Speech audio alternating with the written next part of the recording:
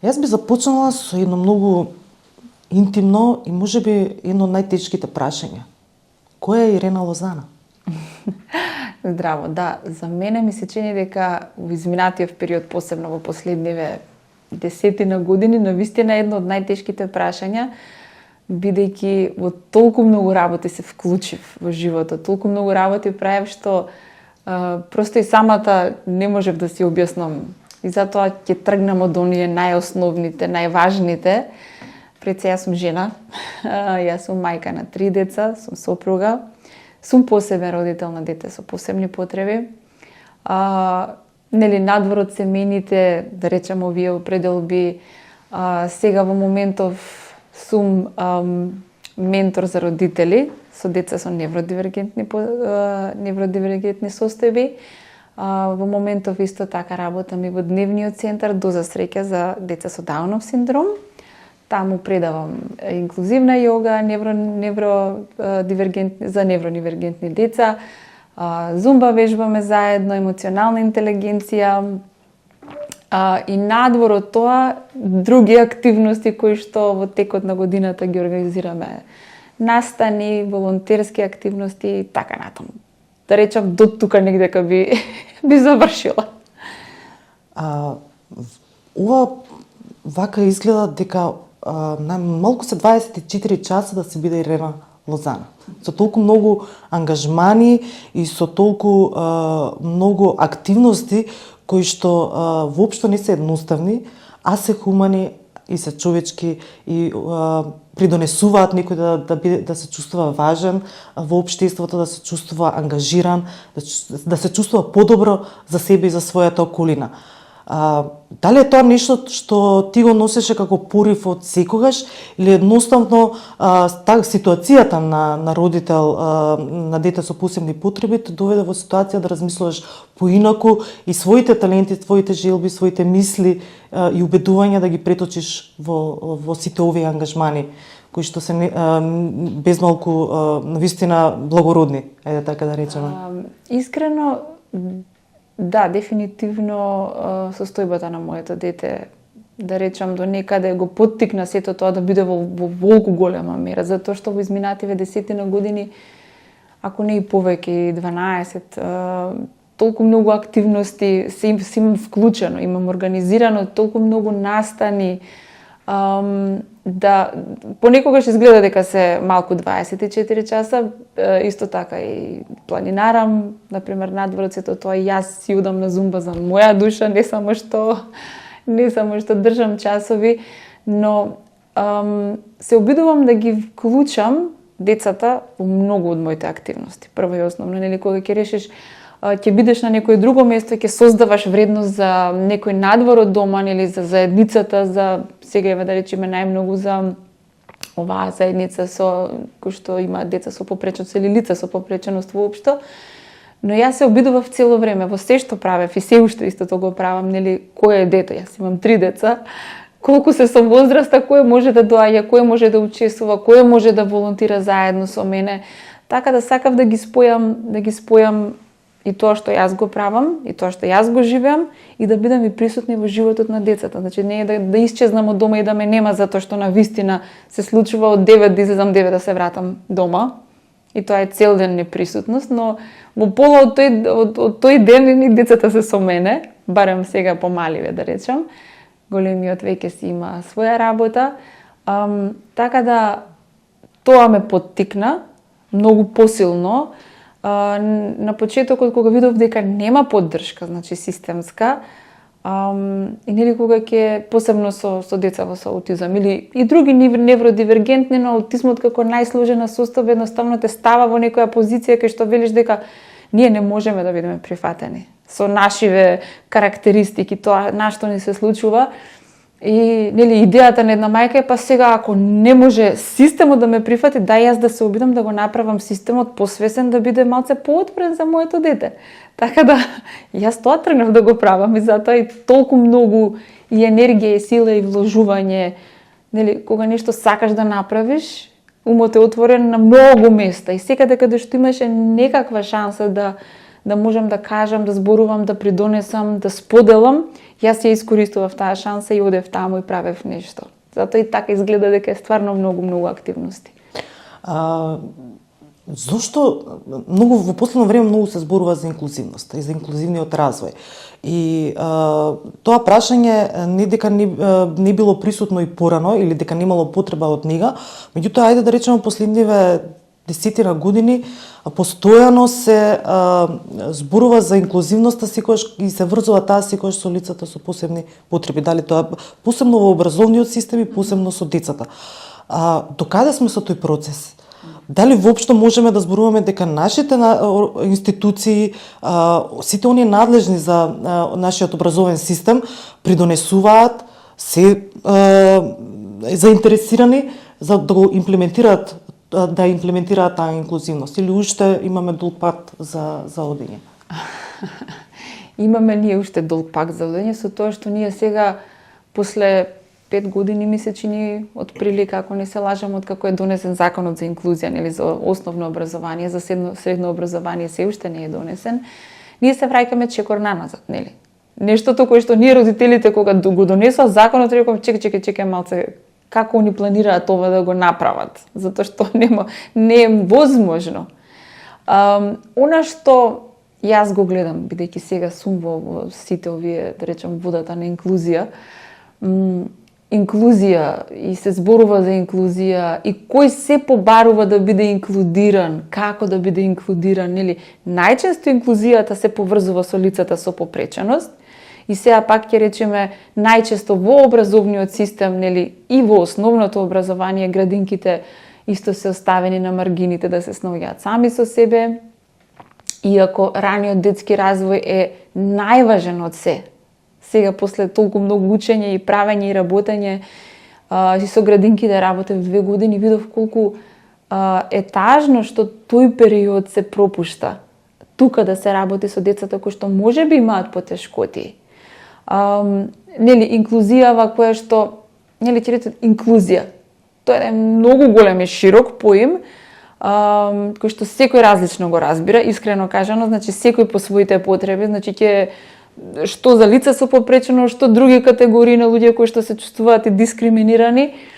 Но она што јас после некое време дојдов до констатации за кој што јас цело време работам не е на инклузијата, туку е на инклузивната свесност, која што е диаметрално спротивна од тоа што е инклузијата во однос што треба ние да правиме. Инклузијата е системски, да речам, одреден систем кој што треба да влезе во градинка, во училиште и според некои параметри да има рампа, да има лифт, да има асистент во училиштето.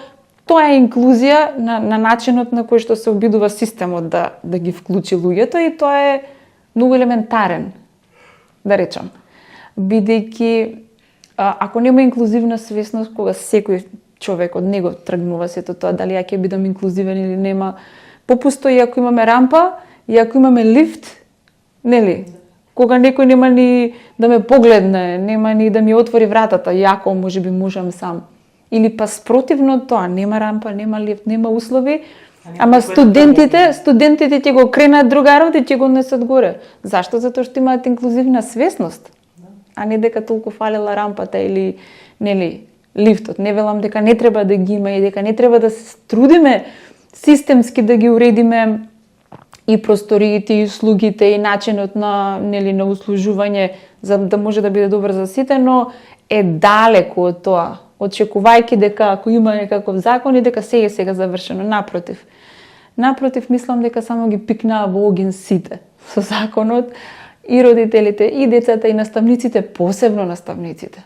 Значи, колку и да сакаме да им се лутиме дека, нели, можеби не се трудат доволно или дека не се активни, јас мислам дека наставниците се баш ставени меѓу два огна, меѓу системот и родителите, нели, и они се своједно приказна која што исто се мачи со целата оваа приказна.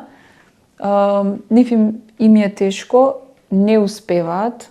Како идат годините, нели, во оган, па ќе научат и се учат, и не велам дека нема напредок, нели, од овие 5 години, но далеку сме, многу сме далеку од тоа што вистински треба да бидеме и колку и да се трудат наставниците, доколку системски не се смени начинот на образование и дека конструктивистички треба да работиме, а не седи учи 45 минути не мрдај. Се повеќе ќе гледаме, значи проблематични не само деца со начини на учење, туку и веќе попречености, нема да ги наречам состојби, кои што се поексплицитно ќе се гледаат како проблем. Дали, еве, веќе кога зборуваме за системски решенија, очигледно системот сам себе не може да се реши и она што го нуди како решение таму потврлува во пракса, но дали има слух? Дали воопшто можеме на системот во глобала, затоа што, например, не е само инклузијата не е, или инклузивната свесност тогаш не реферира само на образованието, реферира буквално на секоја институција. Значи, реферира на општеството како општество, во кое што ние живееме во секој негов сегмент.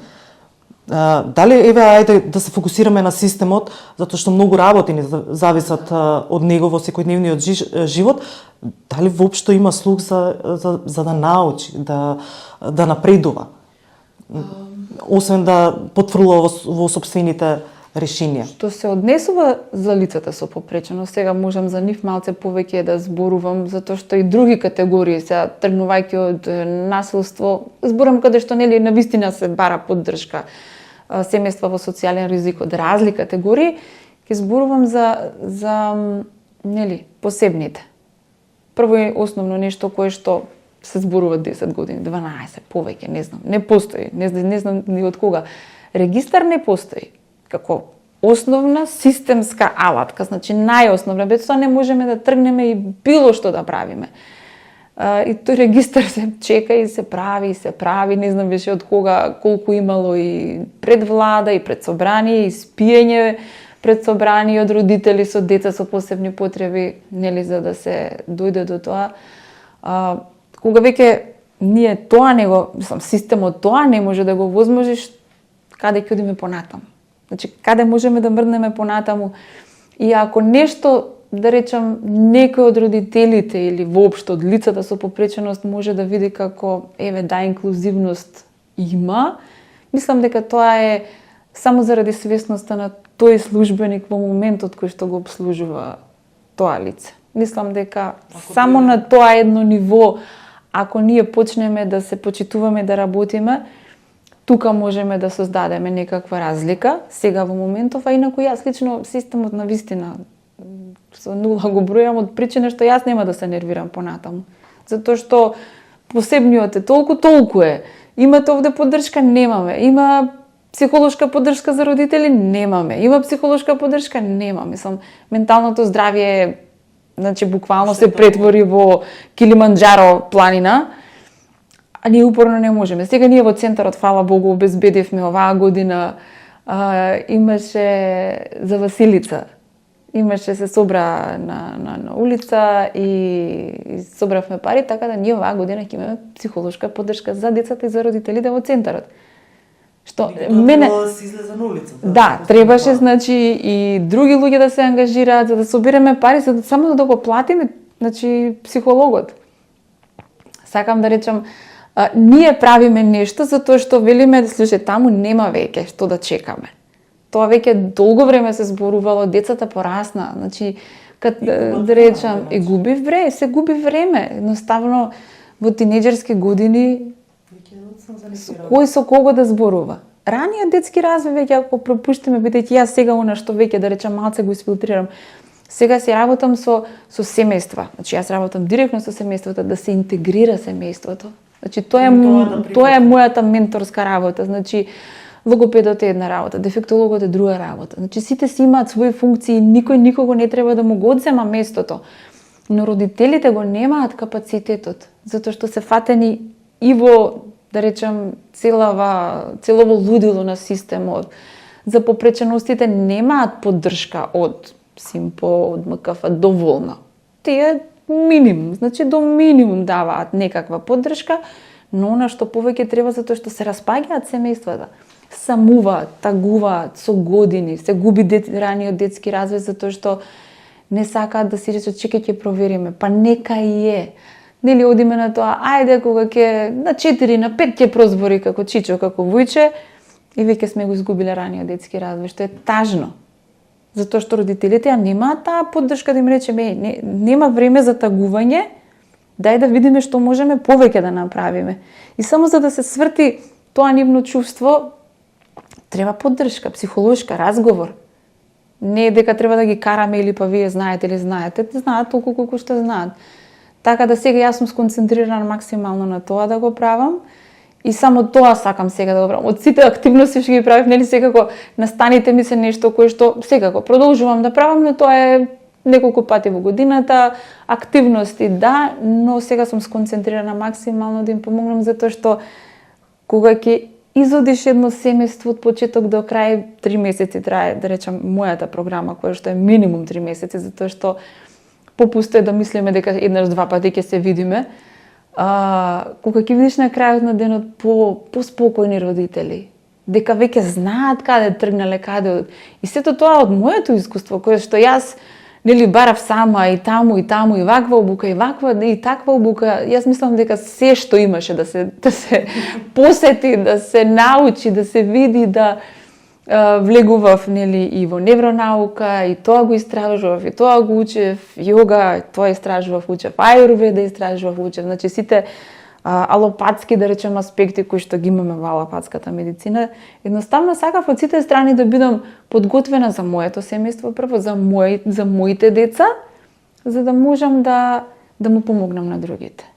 Така да искуство и да можеш да го... Да, затоа што јас оно што велам, значи има толку многу информации. Јас лично само тоа што сум го изживеела можам да го споделам, можам да го дадам како насока, како совет. И тоа е тоа каде што не може да потврлиш. Едноставно кога веќе немаш информација, не знам. И тоа е тоа е една цела реченица и не знаме цела реченица.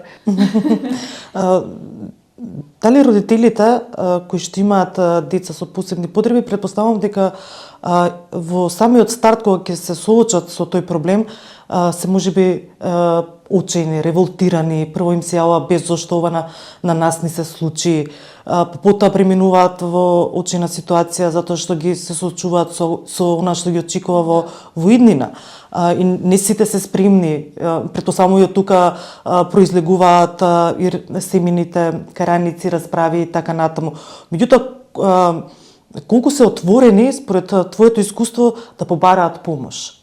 Дали одат преку препораки, дали веќе кога системот ќе ги изневери до таа граница, па дури тогаш се обраќаат на друг начин или се уште, затоа што имам впечаток дека до предизвестно време, како што рече ти, пред десетина години, тие никако како да се оддалечува и од сопствената заедница, од сопствените семејства, дека имаат чувство дека нешто не е во ред со нивното дете, па не сакаат да го прикажуваат, изложуваат на јавност, за да не го маргинализираат, да не се подсмеваат со него и така натаму. Сега гледам дека е многу поинаква ситуацијава.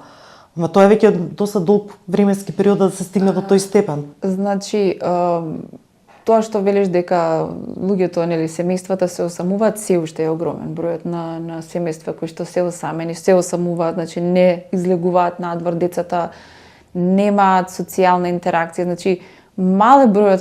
Ако дојдете, на пример, да речеме да некој да дојде на настаните во изминативе, да речем 5 години ќе ги земам пресек, и тоа се едни исти родители кои што децата им растат и ние се гледаме. Значи, мал е бројот на такви родители, да речем како мене и уште неколку кои што сме тука, кои што сме напред, кои што ги носиме децата, независно, нели? Дали јас се обидував да го спасам светот од моето дете? Да, и јас се обидував. Као, трни се, нели, во автобус. Не збори.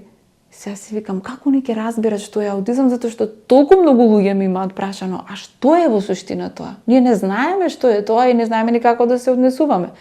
Како ќе знаат ако не го пуштам ја детето да биде такво какво што е? Значи не е да крши, да прави затоа што ни така и така не прави, но начинот на кој што комуницира и начинот на кој што приоѓа е навистина поинаков.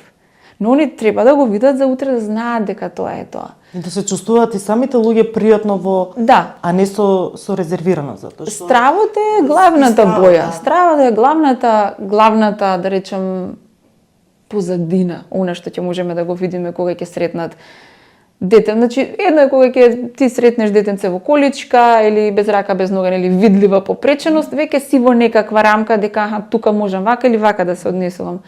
А со скриените попречености, значи невидливите како аутизам, АДХД, дислексија и така натаму, ти си едноставно фатен дека секој поглед, погласно зборување, веќе ти си викаш чекај овдека нешто не е окей, прво е стравот, нели, и застанувам. Мал е бројот на луѓе кои што се обидувале да придат, да се обидат, нели, да го разберат или што е со него или како е. Фактот што е зголем, значи бројката е многу зголемена.